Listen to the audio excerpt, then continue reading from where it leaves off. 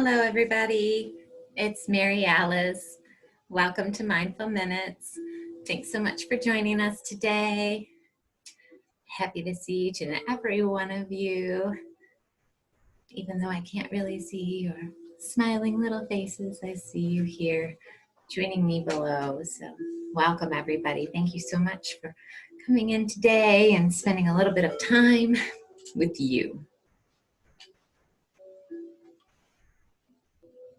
I invite you to come on in and make yourself comfortable.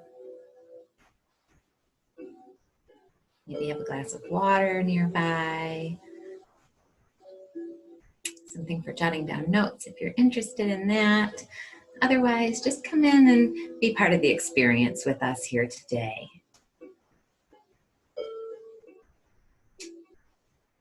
We're going to start today, as we usually do, bringing ourselves in a little closer. So taking a few minutes here just to check in with ourselves. Check in with our minds and our bodies. Get a quick status. So I ask you now, wherever you are, whatever pressing issues you've got on your to-do list or in the back of your mind, whatever the world is telling you you should be doing instead of spending a few minutes for yourself. Put those things away now. I give you permission to let go.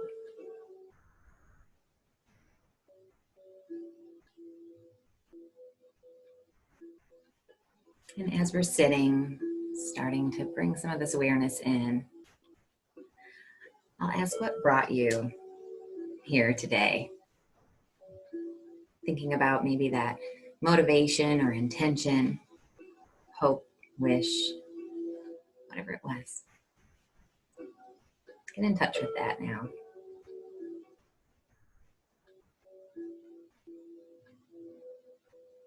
Maybe first thing this morning you knew this was where you needed to be at 1 p.m. Maybe it didn't happen until 15 minutes ago when you were super frustrated with whatever is going on around your house like me. I've got a few workers here, there's people outside in the yard, and so my dog is going bananas today. It's also Thursday, so it's trash pickup, which is his favorite day of the week. Since we're all here trying to do our nice quiet work, and now that school is starting to pop in and have some assigned classroom times for the little one, the pressure's becoming a little bit more real.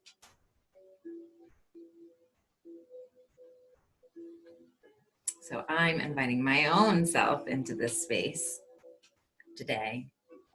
And I appreciate you for making an appointment so that I am here too. And I've got a safe space where we can just breathe out, let go, and be held in our togetherness.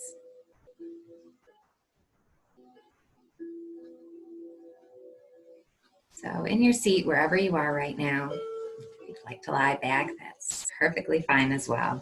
But as long as you're not driving or otherwise engaged in an activity that requires your full consciousness and motor skills, let's just sit back and closing your eyes, finding a comfortable seat.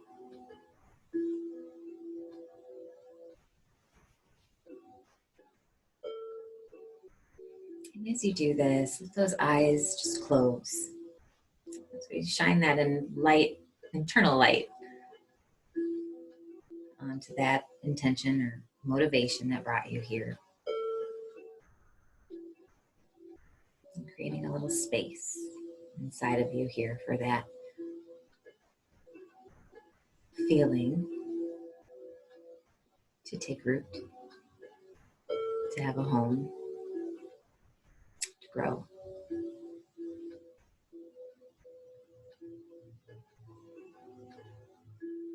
take a few minutes just to nurture that intention.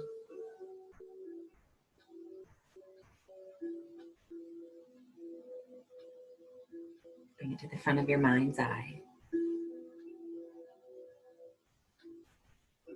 And looking at it through your third eye of insight, placing your crown of wisdom on your head, using our voice of discernment and our heart of open and unconditional love. Wrap yourself around your intention now.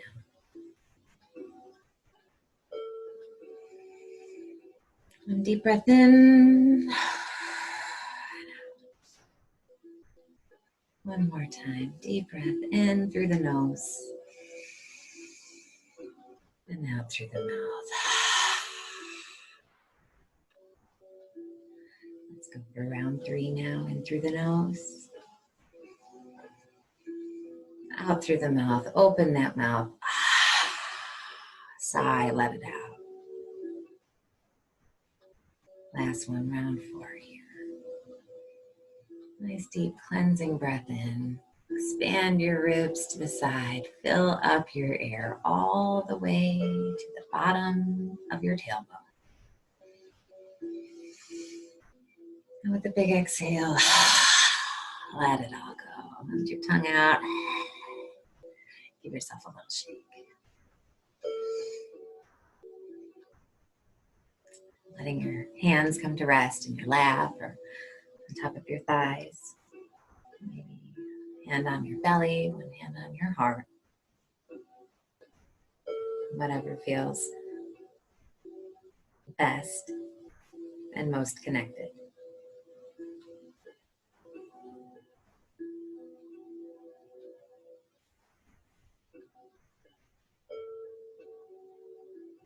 Noticing you might feel a bit more in your body than when we started.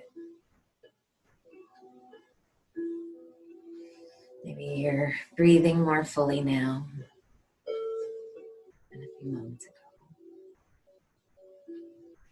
So as you continue to empty your breath fully, let your inhale just come. Gasp for breath. And on those exhales, just tightening our core, using that mula bandha, using our energy locks to force that air back up and out. Make a nice circular flow going.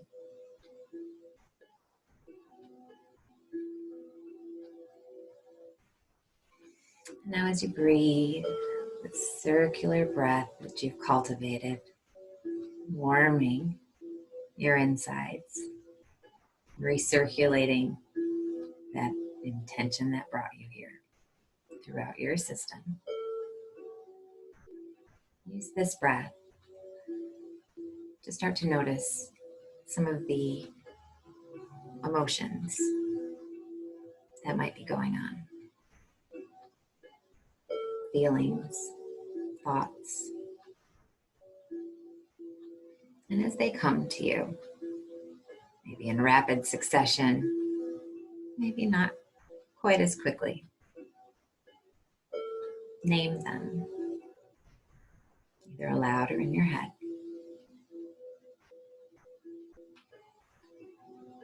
And keep breathing.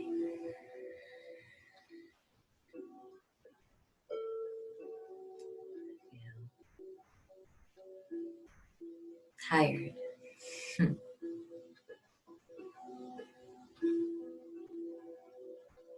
feel sad.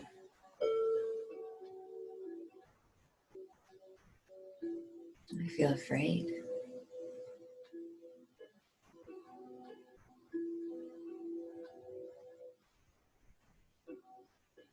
I feel unsure. Whatever those thoughts or feelings might be. And maybe it's the same one over and over, or different incantations.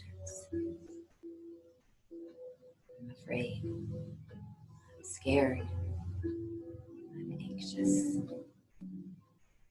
unsettled.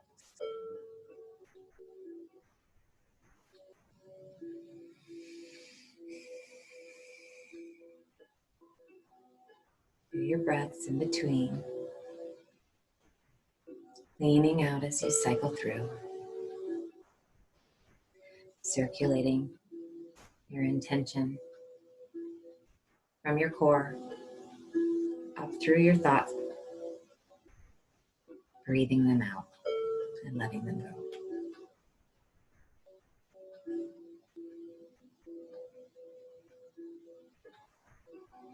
As you continue to release your feelings and emotions, keep going until you come to a place of nothing, stillness,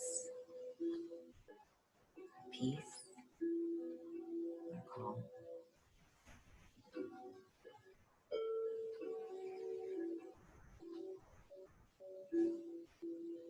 Your thoughts start to wander into what's coming next, or the kids are calling you from the next room.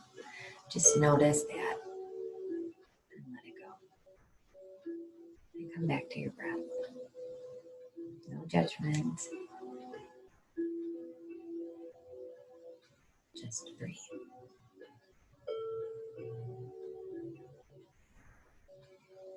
And if and when you come to a place of stillness,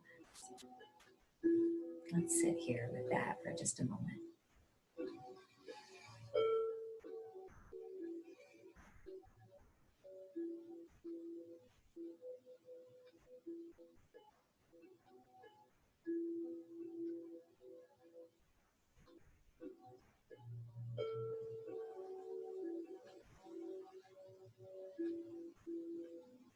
And now using this loving, kindly breath, let's scan through our bodies, using that breath like a magic wand. Notice first as you bring your awareness to your face, softening any tension that you find there, furrowing your brow, letting the tension slide away from your temples, and clenching your jaw, releasing your tongue from the roof of your mouth or the back of your teeth.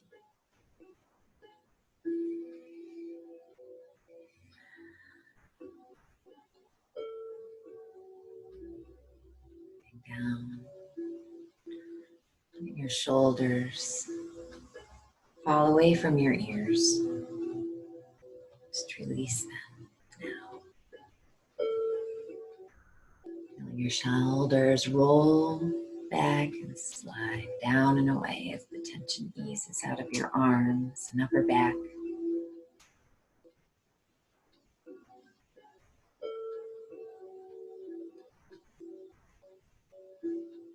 Use your breath of insight. Use it to massage any areas of discomfort or tension, stress that you come across.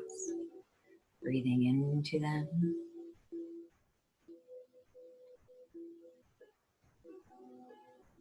Letting the air and the stagnant energy just flow right back out.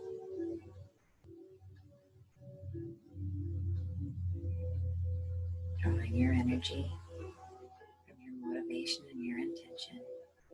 That seed of mindfulness that we've planted. Those branches reach through your system. You find some stubborn areas, pain or resistance. You can become fascinated with these. They move, pulse, stab, pinch, ache.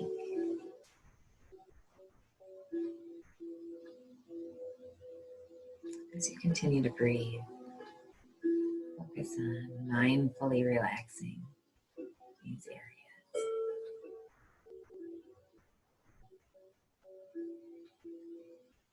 Letting go, emptying out.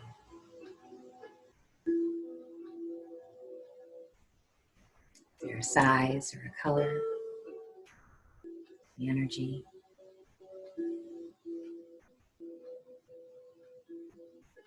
And as we continue to melt any impediments to the flow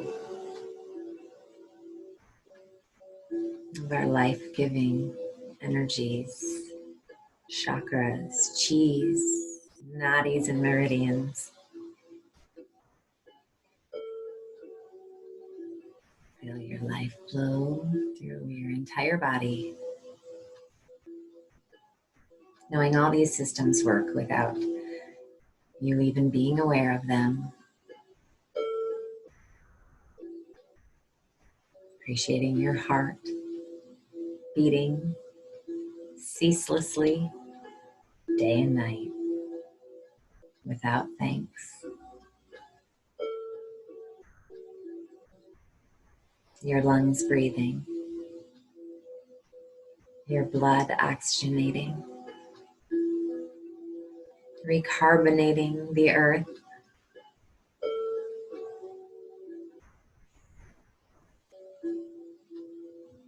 Breathe in that breath that contains one molecule of atom, every breath breathed by every person alive today.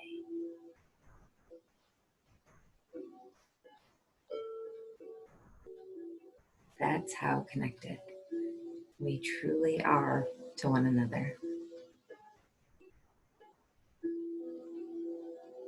The breath you breathe now contains the breath of your ancestors, and your out breath will be breathed by your great grandchildren. Thank you, breath. Thank you, heart. Thank you, lungs. Taking one more clean breath in through our nose. Releasing finally out through the mouth.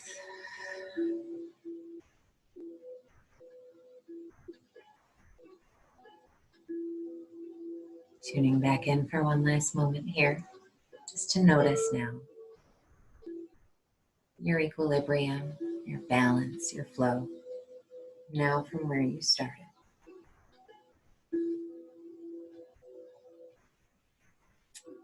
The tension we feel in our minds transfers to our bodies, and we can reverse that just the same way with practices like these.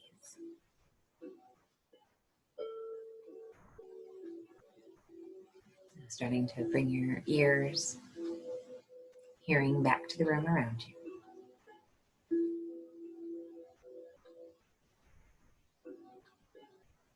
Start to wiggle your fingers and toes. Very slowly open those beautiful eyes and come back into the room. Welcome back. I hope you had a nice, relaxing adventure. And I'm encouraged that you were able to leave some of those bags behind, that you're able to set down some of that emotional load that you've been carrying around. Just let it go. Your emotions don't have the power to hurt you. You have the power to hurt you. You can feel our feelings, letting them flow through us like a mighty river, unbridled, and rush out the other side. And be left with the experience. learn a lesson.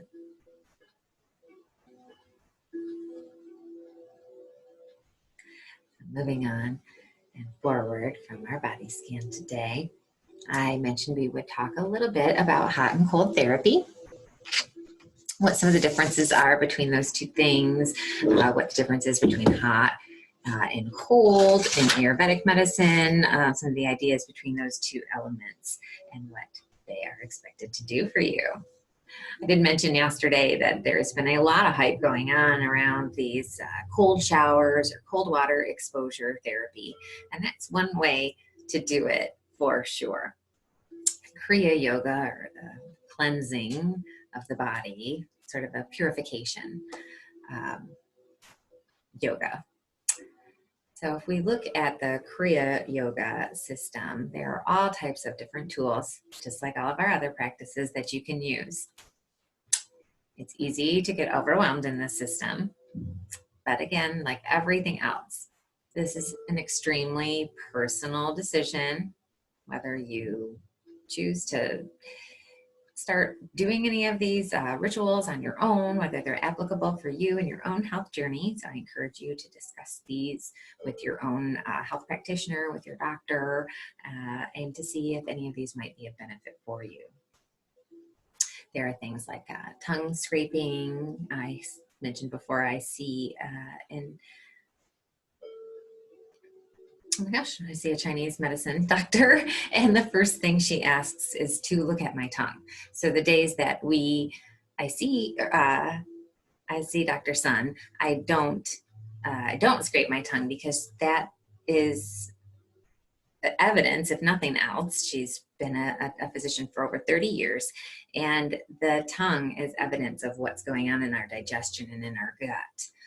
So a coated tongue, I know you're probably all looking at your tongues right now. If your tongue is coated and heavy and white, you're not going to be getting the same tastes and flavors out of your food, being able to appreciate those little nuances. And this can cause changes in your diet, and it can definitely show imbalances that are happening in your system to a physician. But even just to the layman, if you stick out your tongue and it's covered in hair, there might be something going on there. There's all kinds of different things that different Ayurvedic practitioners do. I've seen like a cloth even get stuffed down the throat where they pull that back out. I'm not quite going that far, but I do have a stainless steel tongue scraper that I use, but I also use Listerine. So I kind of try to find my balance between the two. So Ayurvedic would say we don't want to destroy all those good germs in the mouth, maybe just get rid of some of this bad stuff from the gut. And Listerine is where we're smashing everything right out. But I'm trying to find a marriage between these two things. Again, what works for me personally. So as you learn about some of this, these Kriya systems, you will have to try them for yourselves, see what works for you and what doesn't. Again, everything is so personal. Dry brushing techniques. Again, something that is very personal, but you can use all kinds of different manipulations of the same idea. So in terms of cold therapy, generally this is done, but you could do this in hot or cold therapy. Preparing for your bath would be a dry brush. So the technique of using a dry brush, or even if you're going to be in the shower and just kind of lathering up or doing your loofah or what have you, if we are talking in terms of detoxification and moving the flow of the body, which is what we're always talking about, there is a method and an actual way that of strokes that you go through to clean your body or to get the circulation flowing in the right way. So what is it? Well, what you want to do is you're going to be moving your strokes towards your heart chakra. And we're going to do long strokes vertically on our limbs, circular counterclockwise on our joints, straight to a joint counterclockwise, towards the heart, but not on the heart or over the heart. We don't want to work a lot in this area, just working everything towards the heart so the heart can pump all that junk out. And while you're in a shower, especially a nice hot shower, if we scrub ourselves up and get all those dead, sloughed off skin cells, all that junk off, I would recommend doing this while you're standing in the back of your bathtub or shower. Do your dry brushing and then start your shower. Just the dry brushing itself is invigorating and it really feels fantastic. I know lots of people have told me they will use maybe a hairbrush, but this might be something that you've even found you just like to do yourself because it feels good, or something you've had done during a massage. Maybe they use some different sort of manipulative little modalities on you while you were having a massage done and you thought, well, that feels really great. So this is along those same kind of lines. It's waking up the skin, waking up the body, getting the lymph system to work all in unison with the circulation and working to pump and get those toxins up and out. So with the hot water idea of opening up the pores, opening up the skin, and cleansing and detoxifying. So with steam, kind of steaming all that stuff out.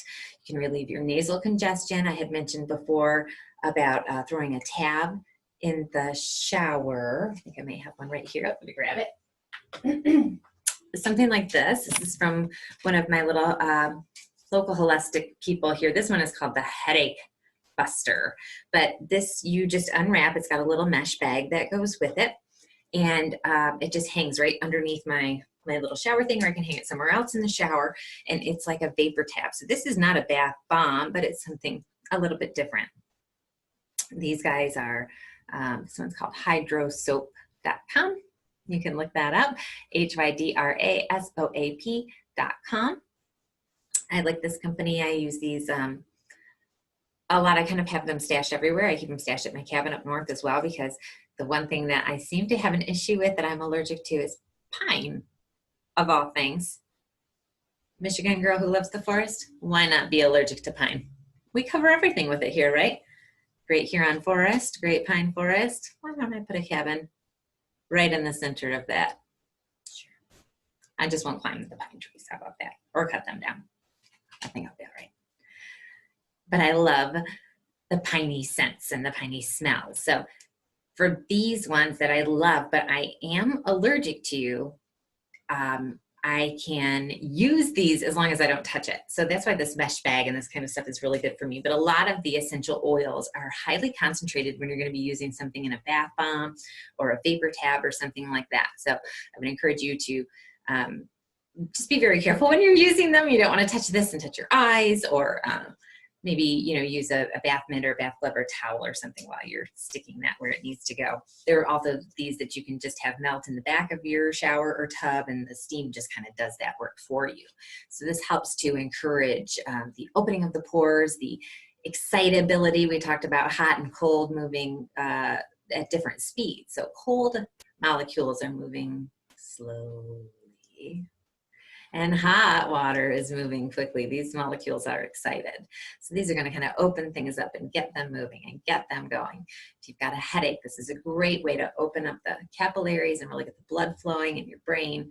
As I mentioned, I also have migraines. It's part of my EDS, my autoimmune issues that I deal with. So this to relieve my nasal congestion, kind of clear up and get the capillaries open and blood flowing to my head, in lieu of doing an actual caffeinated beverage, this hot water has that same idea. You do hot water with lemon to cleanse your mouth and cleanse your palate, also to help wake you up in the morning and just get you nice and clean and invigorated and ready to go. Cold water on the opposite side of the scale. We think of that as kind of closing things down. Cold water will shrink the skin, shrink the cells back together. It accelerates your metabolism, stimulating the immune system. So in that way, it can help prevent colds. So the hot water has a way of expelling all of our mucus and all that yucky stuff out that we don't want. But then this nice fresh cold water exposure that you might be able to shock into your system the last 2 minutes maybe of your shower, not 2 minutes standing in freezing cold water, but we'll work up to that, can really just be invigorating for your entire system. It tightens everything up, and kind of all these molecules that were just going all crazy like this, we just make that all stop. Really reduces tension in the mind or in the body. So where we talked before yesterday, you've got a sore muscle, you're gonna put some heat on it. It's gonna excite up those nerves. Oh no, now we're in a worse shape. But if we put cold on after our heat, we can shut those back down and get ourselves back into a kind of more calm space of biofeedback. The best way to introduce a cold water shower to you is to go through your normal routine, do your dry brushing, and your gut the same thing. When you come to the middle of your gut, we're gonna do counterclockwise, going all the way up and around the gut, moving towards the heart. Do your normal shower and cleansing. You can use some pressed oil in the shower or immediately afterwards to help seal your skin and seal in the natural oils that you have. Talk about doing some tongue scraping and that sort of thing. So you can use your hot water with lemon and a tongue scraper to really detoxify and clean out your mouth and that gunk out. And then when you're in those last few minutes of your shower, we'll take those last 2 minutes or so just to start dialing it back. So maybe just back a little bit more, a little bit more.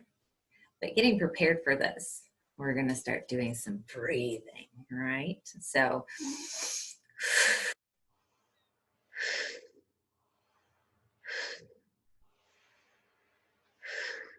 full breaths, pressing them all the way out.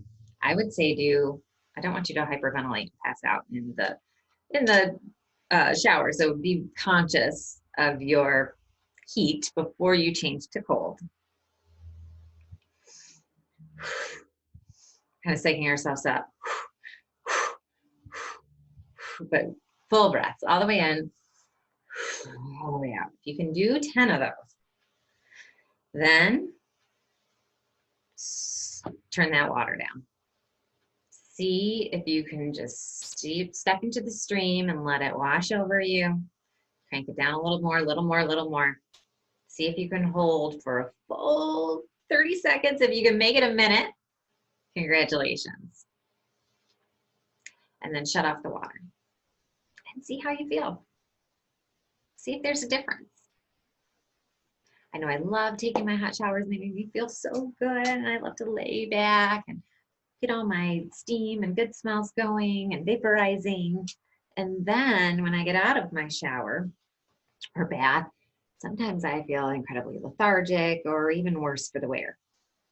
Not any more relaxed, or maybe too relaxed. And now I've got a headache and I want to go to sleep, but I really can't. It's the middle of the day. And so maybe kind of just that quick wake up at the end, or have a nice cold, refreshing smoothie full of brightly colored berries, full of good antioxidants for you to kind of cool you off on the inside after something nice and hot like that on the outside.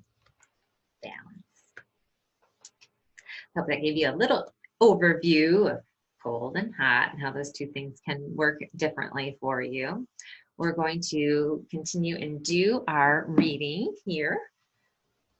Just a couple minutes behind me.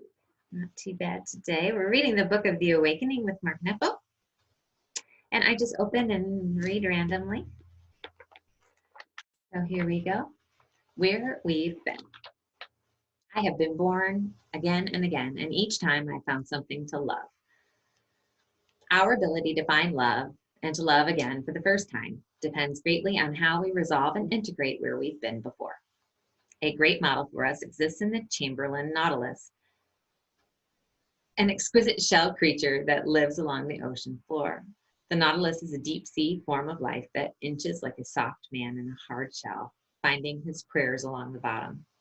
Over time, it builds a spiral shell, but always lives in the newest chamber. The other chambers, they say, contain a gas or liquid that helps the nautilus control its buoyancy. Even here, a mute lesson in how to use the past, live in the most recent chamber, and use the others to stay afloat. Can we, in this way, build strong chambers for our trauma, not living there, but breaking our past down until it is fluid enough to lose most of its weight? Can we internalize where we've been enough to know that we are no longer living there? When we can, life will seem lighter. It is not by accident that the nautilus turns its slow digestion of the bottom into a body that can float. It tells us that only time can put the past in perspective, and that only when the past is behind us and not before us can we be open enough and empty enough to truly feel what is about to happen. Only by living in the freshest chamber of the heart can we love again and again for the first time. Center yourself and close your eyes and imagine the passages that have brought you to who you are. Inhale evenly and see which passage holds the most feeling. Breathe steadily and ask yourself, is the past living in me, or am I living in this passage of the past? Very applicable for today. And we feel those feelings. Maybe those feelings we're feeling right now, or were for 5 minutes ago, or even a day ago, 2 days ago, 3 weeks ago when this whole business started. And we're carrying them around like a sack of potatoes, heavy on our backs. It's just breaking us even more than we already are. Just let that load down. You can still see the potatoes. You know they're there. It's heavy. So learn your lessons. Scan through those emotions. Let them go. Let them flow through you. Retain your experience. And don't attach to the fears or the regrets of yesterday or the worries of tomorrow.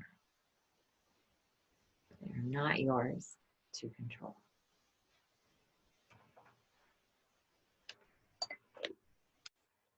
On to our prayer cards and empowering questions. I'm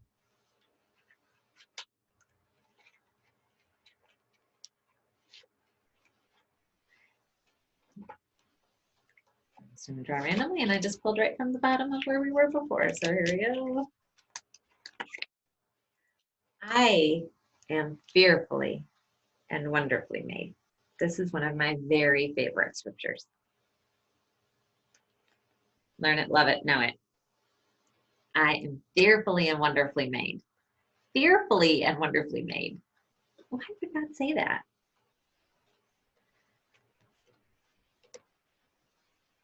Or our psalmist say it, I guess. Look at the amazing things that happen in our body. Look at all of the science, all the function that's built in on the cellular level, all the way down. It's incredible and amazing. Hard, same thing. Let's not try to get the same one we got before. What is my gift to the world? Your gift to the world is that you are fearfully and wonderfully made.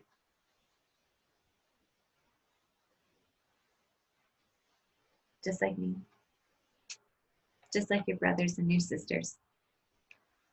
We are together children. So let's reach out to each other.